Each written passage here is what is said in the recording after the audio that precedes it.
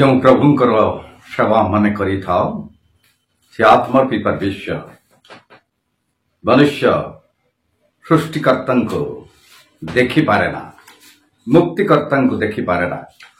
पापिष्ट चक्षुरे रक्तमांस चक्षुरे आत्मरूपी ईश्वर को देखा संभवपर नुह, मात्र यह सत्य। अनेक बार मैंने ऐसी शक्ति को मैंने अनुभव करी था। विशेष भाव में आज शुभ मुहूर्त प्रभु को मैंने धन्यवाद दौचु जे माने प्रभुंकर पवित्र पाद तले बसिछन्ति से मोर शुभेच्छा सहित नमस्कार जनाए। असो माने प्रभुंकर वाक्य अध्ययन करने पूर्व आम प्रार्थना करवा। मंगलमय स्वर्गवासी पिता, समस्त गौरव समस्त महिमा तुमरी हो। ये तो तुम्हें एकमात्र सत्य जीवित परमेश्वर प्रभु। यह समय स्वर्गीय पवित्र वाक्य को ध्यान करिवारे बंद आमने जाऊछु। आमनकर ज्ञान नहीं, बुद्धि नहीं, तुम से ऐसी शक्ति द्वारा ऐसी ज्ञान द्वारा वाक्य को बुझीबू, ग्रहण करिबू, तदनुजाई जीवन काटिबू। यहाँ आमने मन तुम्हें कृपा कर। आरंभ समाप्त पर्यंत सहवर्ती परमेश्वर हो यीशु का नाम रे मांगो छी, आमेन। आज ध्यान मध्य माने गोटे अंश माने पढ़िबा जहाँकि लूक लिखित सुसमाचार 23 अध्याय 33 पदरे प्रकार भाव लिखा जाए। आउ से माने कपाल नामक स्थान रे उपस्थित होई सेठरे ताहांकु क्रूसरे चढ़ाइले। पुणी दुष्कर्मकारी मानक मध्यरु जनकु दक्षिण रे और अन्य जनकु बाम रे क्रूसरे चढ़ाइले। प्रभु अंश उपरे आशीर्वाद करंतु, मध्य पवित्र वाक्यर बोध दे प्रभु मन को कथा कहतु, आमने ग्रहण करिबु, तदनुजाई आमने जीवन काटिबु। यीशु ख्रीष्टंकर जन्मर 700 वर्ष पूर्वे जीशाय लिखुचंदे जो पवित्र पुरुष आसीबे, पिता परमेश्वर ताको चिन्ह विचिन्न करिवे, मानव जाति रे बंदे मानव जातिर पाप निमंदे चिन्ह विचिन्न करिवे। से मनुष्य रूप रे आसिले, मनुष्य मानकर सुख दुखर अंशी हेले। दीर्घ 30 वर्ष पोरे से कार्य आरंभ करुछन्ते 12 जन शिष्यों को नहीं। अनेक अनेक शक्तिर कार्य करी पिता ईश्वर को गौरव देले, महिमान्वित कले। अनेक मनुष्य माने ख्रीष्टंकर शक्तिर मध्य दे उपकृत हेले, यह सत्य।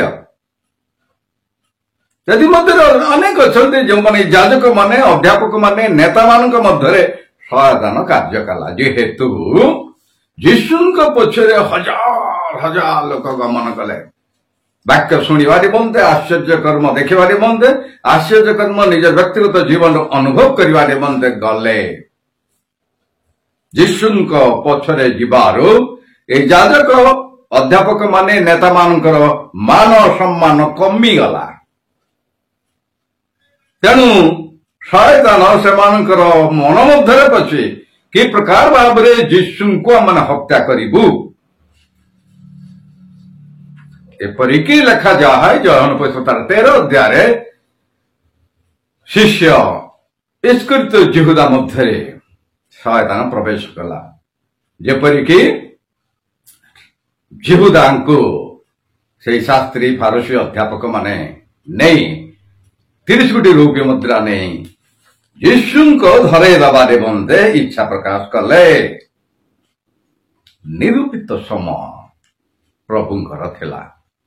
अनेक बार विभिन्न स्थान रे सुसमाचार प्रचार कले, मंदिर रे कले, समुद्र कूल रे कले, गृह मध्य रे कले, विभिन्न स्थान रे प्रचार कले। से समय रे धरी पारि थांते, मात्र प्रभुंकर गोटे निरूपित समय थिला।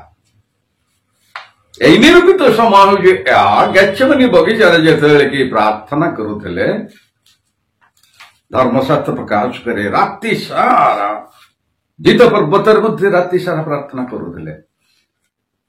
दिन रे कि प्रकार कार्य हब, कि प्रकार ऐसी शक्तिर कार्य हब, पितांकर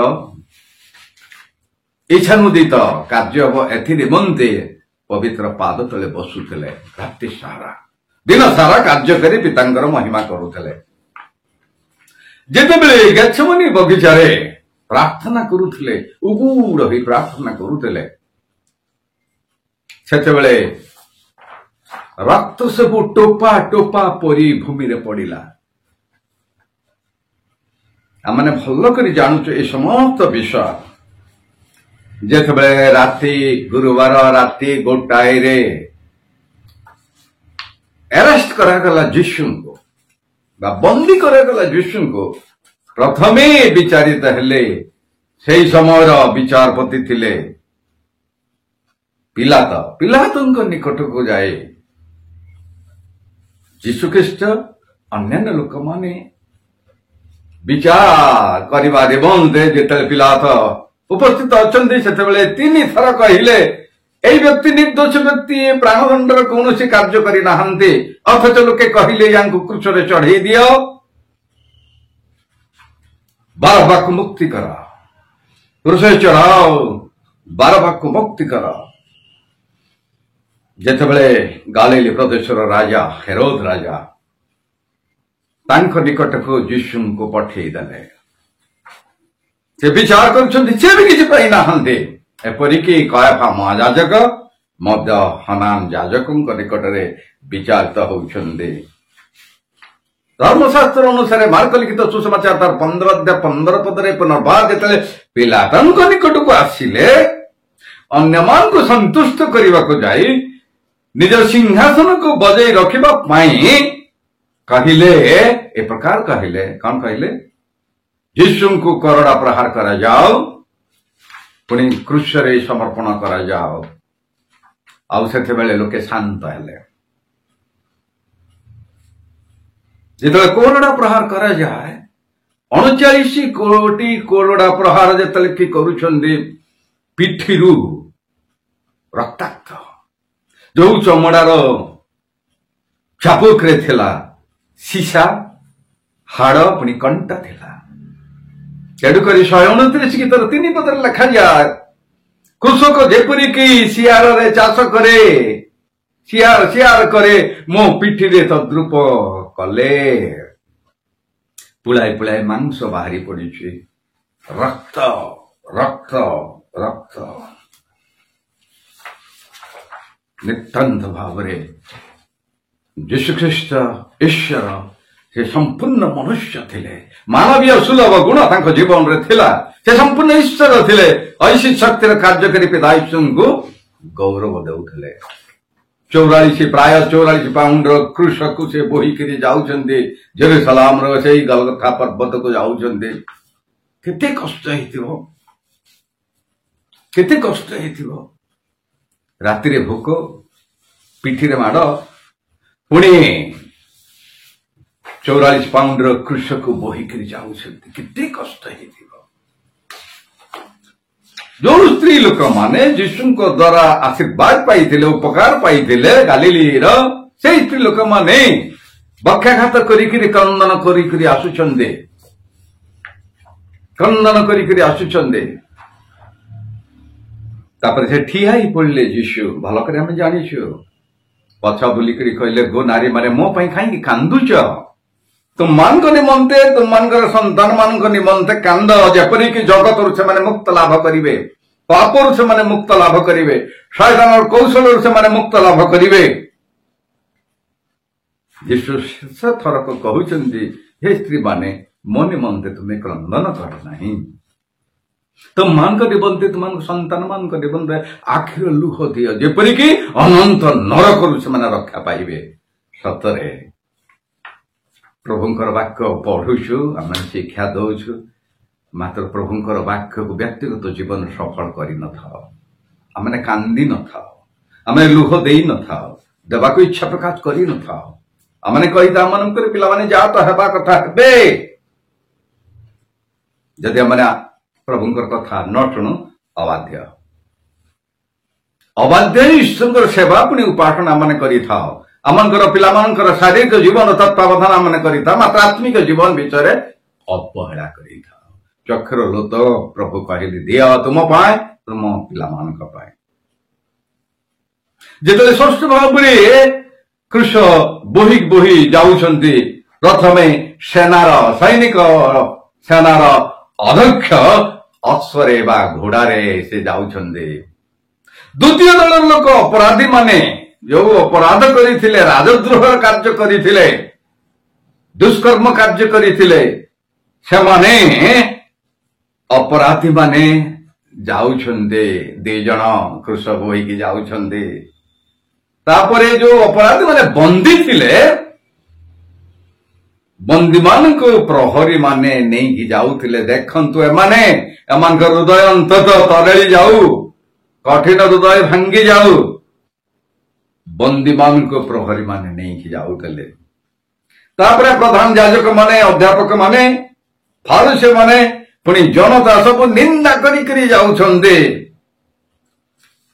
ନିନ୍ଦା କରିକିରି ଏକ ନିର୍ଦ୍ଦୋଷ ବ୍ୟକ୍ତି ନିରୀହ ମେଷ ଶାବକ ପରି ବଦ୍ଧ ହେବା ନିମନ୍ତେ ଯାଉଛନ୍ତି। ନିଜ ନିଜ କୃଷ ବହନ କରି ଯାଉଛନ୍ତି। ଲେଖାଯାଏ, ଇତିହାସ କହେ 4 ଜଣଙ୍କୁ ନିଯୁକ୍ତି କରାଯାଇଥିଲା। ସେମାନେ କୃଷ ପୋତିବେ ଯୀଶୁଖ୍ରୀଷ୍ଟଙ୍କୁ, ପୁଣି ଚୋରମାନଙ୍କୁ କଣ କରିବେ? କୃଷରେ ଟାଙ୍ଗିବେ। ଏକ କୃଷୀୟ ମୃତ୍ୟୁ ନିନ୍ଦନୀୟ ଅପରାଧ। ଯେଉଁମାନେ ଦୁଷ୍କର୍ମ କରିଛନ୍ତି, କୁକର୍ମ କରିଛନ୍ତି, ରାଜଦ୍ରୋହୀ ହେଇଛନ୍ତି, ସେମାନଙ୍କୁ ଏଇ ଟାଇପର କୃଷୀୟ ଯନ୍ତ୍ରଣା ଭୋଗ କରି ମରିବାକୁ ହିଁ ପଡୁଥିଲା। ତେବେ କୃଷୀୟ ଯନ୍ତ୍ରଣା କଣ? ଏଇଟା ଫୈନିକିଆ ଦେଶରେ ପ୍ରଥମେ ବିଜାତୀୟ ନଗର ଫୈନିକିଆ ଦେଶରେ ଏଇ ପ୍ରଥାଟା ଆରମ୍ଭ ହେଇଥିଲା। ଯେଉଁମାନେ ଧନୀ ମାନେ, ବୁଦ୍ଧିଜୀବୀ ମାନେ, ସେମାନେ ଚାକର ମାନଙ୍କୁ ରଖୁଥିଲେ, କିଣା ଚାକର।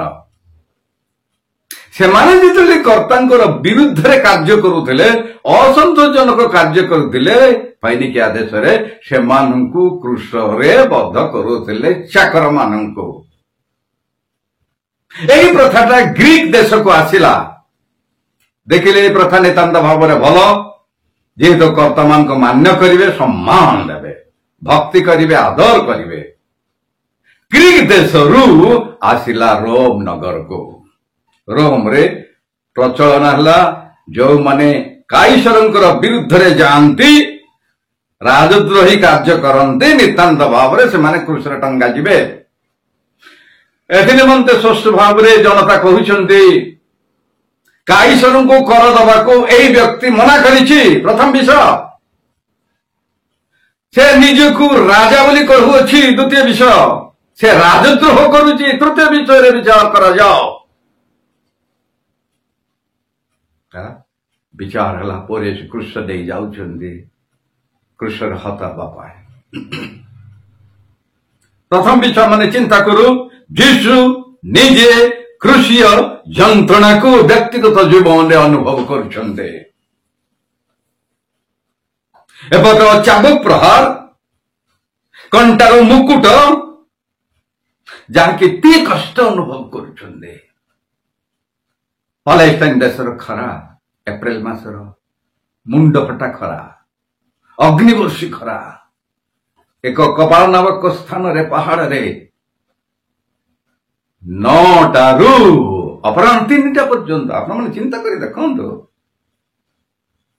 ଖରାରେ ଅଧଘଣ୍ଟା ଠିଆ ହେବା ବହୁତ କଷ୍ଟସାଧ୍ୟ ଆମମାନଙ୍କର ହେଇଥାଏ। କାହା ନିମନ୍ତେ? ରକ୍ତ ସବୁ ପିଠିପଟ ଚର୍ଚର ହଉଥିବ ପରା, ଏ ଖରାକୁ ଶୁଖି ଯାଉଥିବ। ମୁଣ୍ଡରୁ ନିତାନ୍ତ ଭାବରେ ସେ କଣ୍ଟାର ମୁକୁଟରୁ ଝରି ଯାଉଛି ରକ୍ତ। ପୂର୍ବ ରାତ୍ରିରେ ଉପାସ, ଏପଟ ମାଡ଼। କଣ ଭୁଲ କରିଥିଲେ?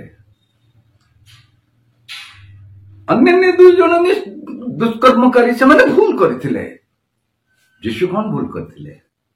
ସ୍ୱେଚ୍ଛାକୃତ ଭାବରେ ସମ୍ପୂର୍ଣ୍ଣ ରୂପେ ନିଜର ବ୍ୟକ୍ତିଗତ ଜୀବନକୁ କୃଷରେ ହତ କରିଦେଲେ, ଯେପରିକି ଆମମାନେ ପରିତ୍ରାଣ ପାଇବୁ, ଆମମାନେ ମୁକ୍ତି ପାଇବୁ। ଏତେ କଷ୍ଟ, ଏତେ ଯନ୍ତ୍ରଣାର ମଧ୍ୟ ଦେଇ କହୁଛନ୍ତି, ପିତା ଏମାନଙ୍କୁ କ୍ଷମା କରିଦିଅ, ଏମାନେ କଣ କରନ୍ତି ନିଜେ ଜାଣନ୍ତି। ପ୍ରଥମ ବିଷୟ ମାନେ ଚିନ୍ତା କରୁଥିଲ, ଯୀଶୁଖ୍ରୀଷ୍ଟ ଶାରୀରିକ ଭାବରେ କଷ୍ଟକୁ ଯନ୍ତ୍ରଣା को अनुभव कले आमर व्यक्तिगत जीवन भूल हेतु से कहते किसी समय से मरिबा पूर्व कहते पिता मान को क्षमा कर दिया माने कौन करती जानती नहीं सतरे कृष्ण मन को क्षमा दिए यीशु ख्रीष्ट कृष्ण मन व्यक्तिगत जीवन रे शांति दिए अनंत जीवन दिए से स्वर्ग आनंद दिए यह व्यक्तिगत जीवन अनुभव करने निमंते ही यीशु ख्रीष्ट संपूर्ण रूपे निर्दोष ही कृष्ण रे निज जीवन को समर्पण कले द्वितीय यंत्रणा विषय मन चिंता करिवो मानसिक भाव में कष्ट अनुभव करुछन्ते 12 जन शिष्य को नहीं कि सकाळ ठार संध्या पर्यंत अनेक अनेक शक्तिर कार्य करिछन्ते 12 जन शिष्य अनुभव करछन्ते देखिछन्ते मात्र दुख समय यीशुंकर नांती जेतबेले यीशु 5 रोटी 2 माछर कार्य कले हजार हजार लोक खाइले 12 टोकरी बलिगला 12 जन शिष्य नहीं गले दुख समय नहाते धर्मशास्त्र ए प्रकार भाव में प्रकाश कले मु जान को विश्वास कली सुरुद बोली कहली सी मो ऊपर को गोईठी उठेला इसकृत जीवदा मते बिक्री करदेला मानसिक भाव में एते कष्ट अनुभव करुछन्ते जो पितर को की मु स्वर्गराज्य चाबी देली गोटे दासी आगे शपथ करी राणा पकई कहले मु से लोक को जानी नहीं चोर कहछि तू जदि ईश्वर का पुत्र निज को पुणी आम को उद्धार कर मुक्त कर गोटे चोर कही पारिला एक दुष्कर्मकारी यीशु को कही पारिला सबू विषय नीरव रही गले कौन सी प्रतिवाद कले नहीं आम व्यक्तिगत जीवन अनेक किसी राग अच्छी अनेक किसी प्रतिवाद अच्छी समाधान करने मात्र आमर व्यक्तिगत जीवन अपराध निबंधे मानसिक भाव में कष्ट माने जो भूल करी अपराध करी पाप करी अयोग्यतार कार्य करी असंतोषजनक विषय कार्य करी से दुख प्रकाश करते मानसिक भाव में कष्ट एपट जनता ठिया थट्टा प्रयास कर राजा विद्युपर कथा थट्टा प्रयासर कथा सब कहते सब किसी मानसिक भाव में सहीगले तुथे पुणी शेष विषय कहबी शारीरिक भाव में मानसिक भाव में आत्मिक भाव में यंत्रणा को अनुभव कले ये समस्त मध्य दे कहले पिता तुम्हें मध्य कि मत परित्याग करुछ पिता मुह बोलई देले यदि पिता परमेश्वर पुत्र परमेश्वर को रक्षा करि आम परित्राण पाई न थांतु मुक्ति पाई न थांतु उत्तम स्वर्ग राज्य निबंध आम प्रस्तुत ही न थांतु जोटा दुख नहीं अभाव नहीं समस्या नहीं ए प्रकार का राज्य को जीवाने मन आम कौन उत्तमता नहीं कि योग्यता नहीं आत्मिक भाव में कष्ट 12 रू 3टा पर्यंत सूर्य अंधकार देश अंधकार हो गला सूर्य कहले मोर सृष्टिकर्ता दुख भोग कर प्रकार भाव में देश को आलोक देवी संपूर्ण रूपे अंधकार भूमि फाटी जाऊची जो भूमि की खोली की कृष्ण को पोती छंदे स्वस्थ भाव में लिखा जाए भूमिकंप है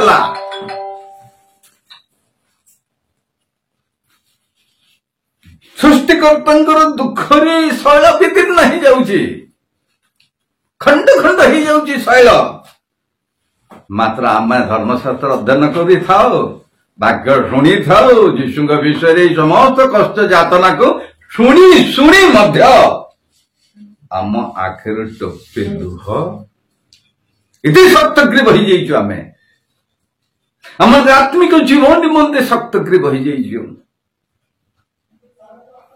आज सृष्टि आर्तनाद करुचे सृष्टि दुख प्रकाश करुचे सूर्य तार कार्य ओहरी जाऊँगी मोर सृष्टिकर्ता दुख प्रकाश कर मु कौन बोली मु देश को आलो देवी अंधकार रुहतु 3 घंटा पर्यंत ମାନେ ଯୀଶୁଙ୍କର ଦୁଃଖରେ ଦୁଃଖୀ ହେଇପାରୁନ, ଆମମାନଙ୍କର ହୃଦୟ ବିଦୀର୍ଣ୍ଣ ହେଇପାରୁନାହିଁ। ସମାଧି ସବୁ ଖୋଲା ହେଇଗଲା, ଉନ୍ମୁକ୍ତ ହେଲା ବୋଲି ଲେଖାଯାଏ। ଅନେକ ସାଧୁମାନଙ୍କର ଶରୀର ଉତ୍ଥାପିତ ହେଲା। ଏଥିରୁ ଆମେ ଜାଣିପାରୁଛୁ ଯୀଶୁ ସମ୍ପୂର୍ଣ୍ଣ ଈଶ୍ୱର ଥିଲେ। ଆମମାନଙ୍କର ବ୍ୟକ୍ତିଗତ ଜୀବନକୁ ପ୍ରଭୁ ଏତେ ପ୍ରେମ କଲେ, ଆମମାନଙ୍କର ପିଲାମାନଙ୍କର ଜୀବନକୁ ଏତେ ପ୍ରେମ କଲେ, ଯିଏ ବିଶ୍ୱାସ କରିବ ସେ ଅନନ୍ତ ଜୀବନର ଅଧିକାରୀ ହବ। ଯିଏ ଯୀଶୁଙ୍କର ଦୁଃଖରେ ଦୁଃଖୀ ହବ ସେ ନିତାନ୍ତ ଭାବରେ ପ୍ରଭୁଙ୍କର ଆଗମନ ସମୟରେ ପ୍ରଭୁ ତାଙ୍କୁ ସ୍ମରଣ କରିବେ। ଆମମାନଙ୍କ ନିବନ୍ଧେ, ଆମମାନଙ୍କର ଅପରାଧ ନିବନ୍ଧେ ଚୂର୍ଣ୍ଣ ବିଚୂର୍ଣ୍ଣ ହେଲେ, ନିଜ ଜୀବନକୁ ସମ୍ପୂର୍ଣ୍ଣ ରୂପେ କୃଷ୍ଣରେ ହାତ କରିଦେଲେ। ଆମମାନେ ଦିନ ପ୍ରତିଦିନ ସେ କୃଷ୍ଣକୁ ଆମେ ସ୍ମରଣ କରିବା କି ଟିକେ, ଯୋଉ କୃଷ୍ଣ ଆମମାନଙ୍କର ବ୍ୟକ୍ତିଗତ ଜୀବନ ଅନନ୍ତ ନରକରୁ ରକ୍ଷା କରିପାରେ, ସ୍ୱର୍ଗୀୟ ଜୀବନ ଦେଇପାରେ, ସେ କୃଷ୍ଣକୁ ସ୍ମରଣ କରିବା। ତାହେଲେ ଆମମାନଙ୍କର ବହୁମୂଲ୍ୟ ଜୀବନ ସାର୍ଥକ ହବ, ନହେଲେ ଅନନ୍ତ ମୃତ୍ୟୁକୁ ଚାଲିଯିବୁ ଆମେ। ତାହେଲେ ଆମମାନଙ୍କର ସେବା ପୁଣି ଉପାସନା ସାର୍ଥକ ହବ, ନହେଲେ ଆମମାନଙ୍କର ସେବା ପୁଣି ଉପାସନା ବ୍ୟର୍ଥ ହେଇଯିବ। ଏଣୁ ଆସୁ ଏଇ ଦିନ ମାନଙ୍କରେ ଯୀଶୁ ଖ୍ରୀଷ୍ଟଙ୍କର ଦୁଃଖ ଭୋଗକୁ ସ୍ମରଣ କରୁ କରୁ, ବ୍ୟକ୍ତିଗତ ଜୀବନ ଅନୁଭବ କରୁ କରୁ ଟୋପାଏ ଟୋପାଏ ଲୁହ ଦେଉ। ଆମମାନଙ୍କର ଅପରାଧରେ ମନ୍ତେ, ମୋର ପିଲାମାନଙ୍କର ଅପରାଧରେ ମନ୍ତେ ଚୂର୍ଣ୍ଣ ବିଚୂର୍ଣ୍ଣ ହେଲେ। ଆସ ମାନେ ପ୍ରାର୍ଥନା କରିବା। ପିତା, ଧନ୍ୟବାଦ କରୁଛି ପ୍ରଭୁ ତୁମର ଉପସ୍ଥିତି ପାଇଁ। ଯେଉଁମାନେ ବାକ୍ୟ ଶୁଣୁଛନ୍ତି ପ୍ରଭୁ, ସେମାନଙ୍କ ହୃଦୟ ମଧ୍ୟରେ ତୁମେ କାର୍ଯ୍ୟ କର, ଯେପରିକି ତୁମ ନାମ ଉଚ୍ଚୀକୃତ ହବ, ତୁମ ନାମ ଗୌରବାନ୍ୱିତ ହବ, ଜୀବନ ସାର୍ଥକ ହବ। ସେଇ କୃଷିୟ ରକ୍ତ ବ୍ୟର୍ଥ ନ ହବ ପ୍ରଭୁ। ସେ କୃଷିୟ ଯନ୍ତ୍ରଣାକୁ ବ୍ୟକ୍ତିଗତ ଜୀବନରେ ଦିନ ପ୍ରତିଦିନ ଉପଲବ୍ଧି କରୁ କରୁ ପ୍ରଭୁ ତୁମର ସନ୍ତୋଷ ଭାଜନ କାର୍ଯ୍ୟ କରିବୁ, ସେବା କରିବୁ ଦୈନନ୍ଦିନ ଜୀବନରେ। ଏହା ହିଁ ଆମ ନିମନ୍ତେ ତୁମେ କୃପା କର। ଧନ୍ୟବାଦ କରୁଛି ପ୍ରଭୁ ଏହି ଶୁଭ ମୁହୂର୍ତ୍ତ ପାଇଁ। ଧନ୍ୟବାଦ କରୁଛି ତୁମର ଉପସ୍ଥିତି ପାଇଁ। ଜୀବନର ଶେଷ ନିଶ୍ୱାସ ପର୍ଯ୍ୟନ୍ତ ତୁମର ପକ୍ଷ ଦ୍ୱାରା ଆମମାନଙ୍କୁ ସୁରକ୍ଷିତ କରି ଏଇ ଭ୍ରଷ୍ଟାଚାର ପୃଥିବୀ ମଧ୍ୟରୁ ତୁମେ ସୁରକ୍ଷିତ କର। ଏହା ହିଁ ନିବେଦନ କରେ। ଗୌରବ ପୂଜା ତୁମେ ପାଅ, ତ୍ରାଣକର୍ତ୍ତା ଯୀଶୁଙ୍କ ନାମରେ ମାଗୁଅଛି। ଆମେନ୍। ସମସ୍ତଙ୍କୁ ଧନ୍ୟବାଦ।